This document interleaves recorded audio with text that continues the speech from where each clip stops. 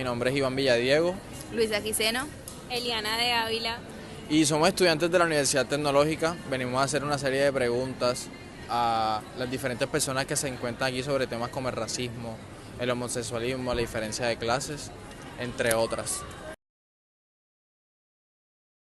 Esta noche estamos con... Byron Jiménez. Te haremos dos preguntas de cultura general. Ok, perfecto. ¿Tú piensas que los animales sienten algún tipo de dolor? Pues seríamos un poco insensibles al pensar que los animales no sienten dolor, puesto que son seres vivos que merecen igual respeto que nosotros los humanos. No somos seres superiores que creemos que otro ser vivo no merece el mismo respeto, el mismo trato. Entonces, por ende, pienso de que los animales todos sienten la misma necesidad de comer, la misma necesidad de afecto que cualquier ser humano. Entonces, pienso de que sí sienten dolor. ¿Qué piensa usted sobre los animales? ¿Usted cree que los animales sienten algún dolor? Pues sí. Hablando de ciertas especies naturales, en un principio hablemos de los canes. Los canes, que son como la especie animal que más contacto tiene con el ser humano, se está plenamente demostrado que los canes tienen sentimientos. Tanto es así, para aquellas personas que han tenido alguna vez un can como mascota, es claro y es plenamente visible que un can se alegra cuando ve a su amo. Se determina, según la ciencia, no preciso el sentido, pero tengo entendido que la ciencia determinó que los canes, cuando están felices, mueven la cola de un lado hacia el otro, y cuando están tristes la mueven de otro hacia el otro. Es más, cuando están asustados, ellos guardan su cola entre sus patas, lo que determina en cierta forma que ellos tienen sentimientos. Todos los seres vivos reaccionan a ciertos estímulos. El dolor, a la alegría, al frío y al calor. Por lo tal, se puede determinar claramente de que los animales sienten dolor. Es más, ciertas especies mamíferas, entre esos los delfines, tienen sexo por placer. Está plenamente demostrado por la ciencia que los delfines tienen sexo por placer. Y también, teniendo en cuenta la pregunta anterior, los delfines tienen relaciones sexuales homosexuales. Y es algo que está plenamente demostrado por la ciencia. Entonces, en cierta forma, todo animal siente dolor.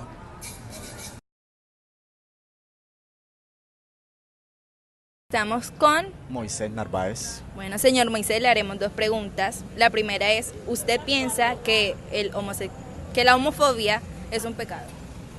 La homofobia, a ver, desde un punto de vista, digamos, eso supone una concepción moral de la sociedad. Si yo digo que la homofobia es un pecado, estoy partiendo del supuesto de que creo en todo el aparato y todo el imaginario del catolicismo, ¿sí? Que es de las religiones, entre otras, que maneja esa idea del pecado, ¿sí? Pero la moral no se reduce simplemente a una moral católica, ¿sí? Hay una moral, pudiéramos decir, no católica o civil, que cree en valores civiles no católicos. Entonces, responder a la pregunta supone tener una visión de la moral católica que yo no tengo, ¿sí? Entonces, eso allí entrañaría una trampa. Ahora, yo no creería que es un pecado, insisto, porque es suponer que creo en la moral católica, que señala y que dice que el otro es pecaminoso. Entonces, yo creo en un tipo de moral que es la moral civil, que no señala a nadie como... digamos, como pecador. Lo que sí te puedo decir es que detrás de las prácticas homofóbicas que permean todas las esferas de la sociedad, familia, escuela, universidad, gobiernos, políticas de Estado, hay lo que pudiéramos decir una visión muy limitada de lo que es la concepción de identidad, lo que es la concepción de familia y lo que es una concepción de persona. Bueno, esta noche le vamos a hacer una serie de preguntas al señor John Keiner, Pérez Dueña. John Keiner. Bueno, John Keiner, ¿tú piensas que la homofobia es un pecado? Pues para mí no es un pecado, porque no te sé decir si se nace o se hace, pero yo digo que no es un pecado y no discrimino a nadie porque tengo familiares que también están en las mismas. Y delante de los ojos de Dios, aunque uno no sea familia de uno o no, pero uno siempre tiene que tener en la mente que delante de los ojos de Dios todos nosotros somos hermanos. sea lo que sea, somos hermanos ante los ojos de Dios. A lo que yo no voy es que ya si ellos están en su perversidad, como se dicen, o como las demás personas les dicen, delante de los niños, para mí no es algo bueno, porque dos hombres besándose y mi hijo ahí, ¿qué pensamiento se va a él a imaginar que vaya creciendo? También en buscar otro hombre para besarse.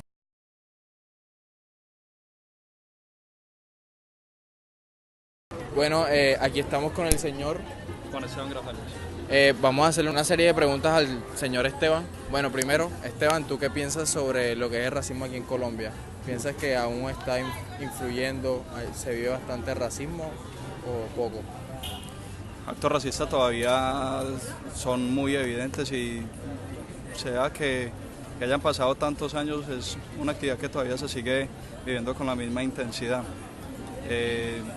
No importa si es por el lado de los morenos o de las diferentes etnias, sino que el racismo y la discriminación se ven en cualquier campo, tanto de blancos como morenos, es el mismo, no se ha acabado todavía eso. En esta noche de hoy nos encontramos Con David García. Y Lady Bustamante. ¿Qué piensan ustedes sobre de dónde provienen los actos racistas? Pues yo creo que los actos racistas provienen desde épocas muy pasadas, desde que empezaron a colonizar, ¿ya? Y creían que la mano de obra negra era la que prácticamente levantaba los muros y todo eso por ser negros, ¿ya? Desde ahí empieza todo ese proceso de esclavitud y se sigue viendo de que aún hay personas que piensan que para las obras civiles, todo lo que es construcción, siguen utilizando la mano de obra negra, ¿sí? Entonces yo pienso que desde ese entonces fue que empezó el acto racista.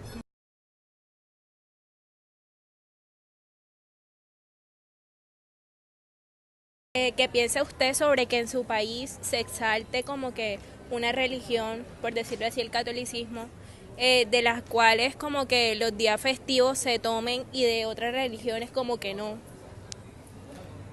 Eso es un problema bien complejo y podríamos verlo, pudiéramos decir, desde el punto de vista de lo que son las mentalidades y los imaginarios.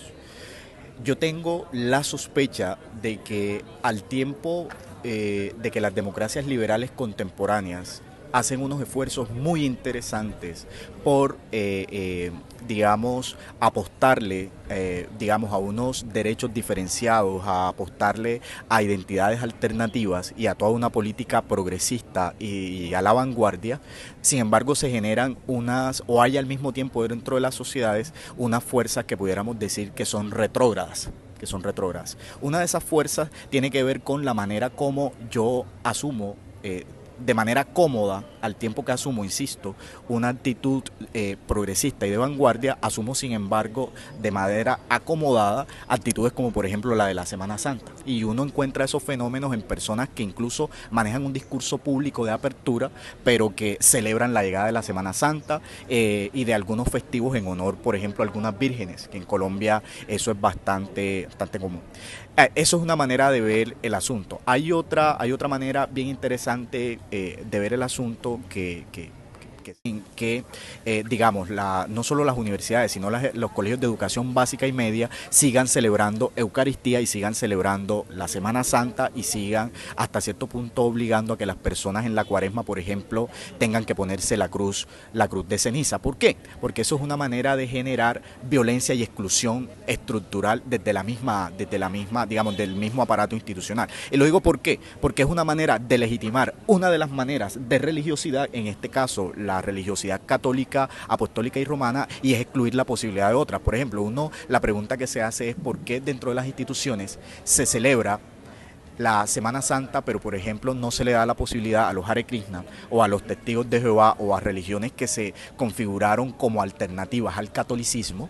Y sin embargo sí se celebran las tradicionales. Eso es un llamado de atención a instituciones no solo privadas, sino también públicas. Insisto, el hecho de que una institución pública sea de educación básica, media o superior, o que una institución como por ejemplo la Corte Constitucional siga teniendo como telón de fondo la cruz católica, eso da que pensar. Pues se supone que los magistrados de la Corte Constitucional defienden la constitución política donde se establece la libertad de credo y sin embargo ellos como magistrados de esa corte, es decir, como personas que están llamadas a defender esos mismos derechos y esos mismos valores, sin embargo están reproduciendo institucionalmente un tipo de religiosidad, en este caso la religiosidad católica. Entonces eso digamos que entraña una contradicción en sí misma. ¿Qué piensas sobre el homosexualismo? Pues digamos que en este momento a nivel general en el mundo es un tema que se está dando con mucha libertad, por decirlo así. Claro. Aún hay mucha gente que pues basado en la religión obviamente no lo aprueba, pero supone que somos libres, así que yo pues estoy de acuerdo, cada uno puede hacer lo que quiere y si su religión no se lo impide o si no tiene nada que se lo impida, pues puede hacer lo que quiera, después de que igual tiene que respetar, que no digamos ser tan expresivo o no sobrepasarse, pues creo que no tengo ningún problema con ello. Vale, una pregunta, ¿qué piensas sobre un caso? Un niño pequeño, no sé, 5 o 4 años, veo unos hombres besándose. Bueno, a eso me refiero con que hay que tener medidas también. Está bien que uno es libre de hacer lo que quiere, pero también tiene que tener espacio. Claro. ¿Usted qué piensa sobre la homosexualidad? La homosexualidad como tal, desde un punto de vista jurídico, está plenamente contemplada en la Constitución. Las personas tienen un libre desarrollo de su personalidad y socialmente tiene que ser aceptada, debe ser aceptada. De hecho, hay movimientos políticos en los cuales buscan la aceptación de la homosexualidad y la igualdad de los derechos como tal.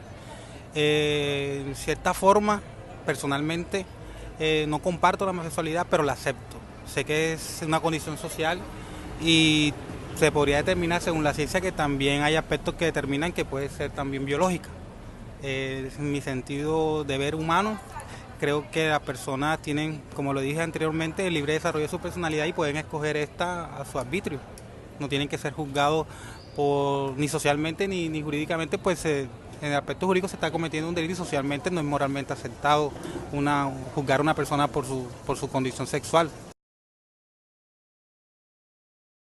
Estamos con Carla. Mira, vamos a hacerle una serie de preguntas a Carla. La primera es, Carla, ¿tú qué piensas sobre el capitalismo? Bueno, de aquí, Colombia, la verdad que desconozco un montón, ya que soy de España, pero... ¿Qué piensas del capitalismo en España? Más allá que conoces. Bueno, es que ahora, por ejemplo, en Cataluña yo soy de Barcelona, que es una parte de Cataluña, y como estamos separado. Sí, estamos en un momento muy difícil, como intentando la independencia y cosas así, por problemas económicos de que España nos está estafando bastante. Y entonces ahora estamos en un momento así, anteriormente los conozco, pero ahora estamos en un momento como que no hay ni democracia, no hay nada de eso, es simplemente que todo el mundo roba, todo el mundo quiere dinero y eso es lo único importante y todo lo demás. Entonces, no digamos, tiene... en tu caso, desde el punto de vista, ¿cómo ves el capitalismo? ¿Como malo o bueno? Lo veo como bueno, el problema está en que creo que nunca podrá ser bueno porque nunca el capitalismo podrá ser lo que en sí se define, ¿no? Exacto. Como que es como la democracia, sí es muy buena, todo el mundo le encantaría vivir en democracia, pero es imposible porque siempre la democracia ha sido falsa, ¿no?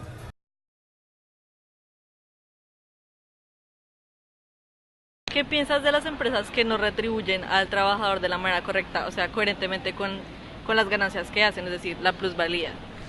Considero que es un acto tacaño, pues los trabajadores deben ganar en concordancia o en proporción a sus esfuerzos y esto es algo que las empresas deben tener en cuenta. ¿Consideras tú que la sociedad colombiana es una sociedad alienada?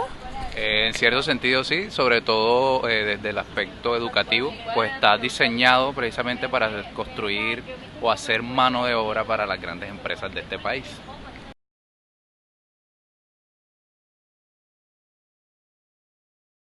¿Qué piensas sobre cuando compras un producto y es bueno? Además, ¿qué piensas si esas personas que producen ese producto son explotadas o algún tipo de golpe, ¿sí me entiendes? O sea, que sufran por crear ese producto. Ok, pues yo pienso que en el caso de tener conocimiento de cómo se produce o de la manera de cómo son tratados los empleados, pues por los empresarios deberían haber algunas restricciones, algunas normas, y en cuanto a nosotros como consumidores, pues deberíamos frenar el consumo para que se puedan tomar unas medidas legales, los cuales pues le permitan tener unas condiciones de trabajo adecuadas a estas personas. Pero entonces, digamos, yo te hago una pregunta, ¿aquí en Colombia se cumple sobre la explotación o tú no ves que haya muchos casos o no conoces ningún caso sobre esto? Pues por ejemplo, en el caso de nosotros se ve mucho en cuanto a los niños. Hay muchos niños explotados en Colombia y aún así se promueve esta cultura y no debería ser así. Exacto. Si nosotros, digamos, tomamos medidas y nos restringimos a hacer la compra, pues digamos que de alguna manera estamos creando un movimiento para evitar este tipo de, supongo que de ilegalidad. Listo.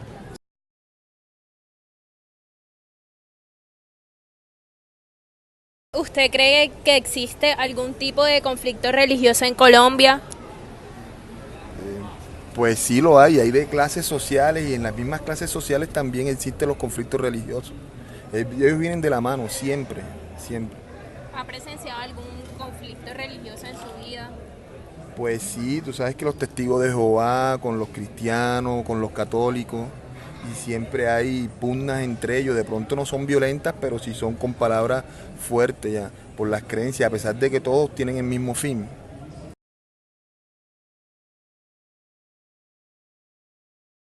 ¿Qué piensas sobre la lucha de clases? O sea, los cambios sociales, entre las diferencias que hay entre unos y otros. Bueno, pues no me gusta nada y creo que cada día esto está incrementando mucho más, que la clase media es una falsa, que ya no existe, que simplemente están los pobres y los ricos, y que todo lo que hace el Estado y todo eso es potenciar todo eso y es como aumentar todo lo que tiene que pagar la gente pobre y a la vez ayudar a la gente rica que cada día paga menos impuestos y menos cosas, o sea, y así incrementa mucho más la diferencia. Pues como el Estado como uno de los principales que ha ayudado para que se mantenga estas diferencias. Sí, porque creo que son los que hasta cierto punto condicionan pues un poco los sueldos, un poco todos los impuestos que tienen que pagar las personas, todos los alquileres y todo eso es lo que varía y lo que hace que la gente hasta cierto punto rica tenga como muchas más ayudas. Okay. En esta noche nos encontramos con el señor Oliver Castro Romero, en el cual le haremos hoy una pregunta. ¿Usted qué piensa sobre la lucha de clases? Sobre que en la sociedad estamos divididos como que ricos, pobres, clase media. No, yo diría que todos somos los mismos, igualito todos vamos para allá, para el mismo hueco. Claro, ¿cierto, mamá? Claro. No caemos, hay personas que menosprecian a las demás porque tienen dinero y eso no debería de ser así, ¿me entiendes? Porque todos somos iguales. El capitalismo, vimos que todas las personas que entrevistamos lo saben manejar, pero todos llegan a la conclusión de que es algo malo. Todos en su conciencia tienen como idea de lo que es, de que es un sistema económico, de que ayuda a que haya diferencias de clases, y eso es lo que ellos no están de acuerdo. Como podemos ver, nuestro país no es el único que sufre de esto. En España, como nos dijo la muchacha, ellos están intentando independizarse y no pueden, y ahí se ve mucho, se ve mala la democracia, se ve mucho la lucha de clases. También cuando entrevistamos al último señor, al moreno, que le preguntamos sobre la lucha de clases, nos dicen que para ellos todos debemos ser igual, de que no deben haber ricos ni deben haber pobres. Y esa es la conclusión que todo el mundo da entre la lucha de clases, y que el capitalismo en estos momentos no se maneja como lo que en realidad es. Con respecto a lo de la sociedad alienada, en conclusión sentimos que para la población colombiana sí es notorio que no haya suficiente valoración hacia los trabajadores con respecto a sus empresas. Me sorprendió de la entrevista que hice que una de mis compañeras, pues la persona que entrevisté, dijera que es muy tacaño por parte de las empresas, o sea, que sea tan coloquial el término que las personas tengan que decir tacaño, es algo que me impresiona por parte pues, de esa sociedad capitalista que finalmente, como lo explicaba mi compañera en su conclusión, es muy difícil que cambie en esa sociedad. Respecto a la plusvalía, es muy difícil que pues en la misma proporción de sociedad capitalista pues eso llegue a cambiar, pues las empresas siempre van a buscar su propio beneficio. Hay muchos ejemplos históricos con respecto a eso. En las entrevistas realizadas todas las personas decían que respetaban pero no compartían estas esta atracción de dos personas del mismo género, ya que ellos dicen que no saben si estas personas nacen así o se hacen. Y existen muchos niños los cuales son menores, a los cuales no quieren que pues tengan esta condición sexual, y que para ellos es mejor de que estas personas no demuestren sus afectos en lugares públicos o en lugares donde hayan menores de edad. Con el tema de racismo, todas las personas dijeron de que este tema se creó desde hace muchos años atrás, donde las personas de piel negra eran las cuales realizaban los trabajos más pesados y los cuales hacían la mano de obra más barata.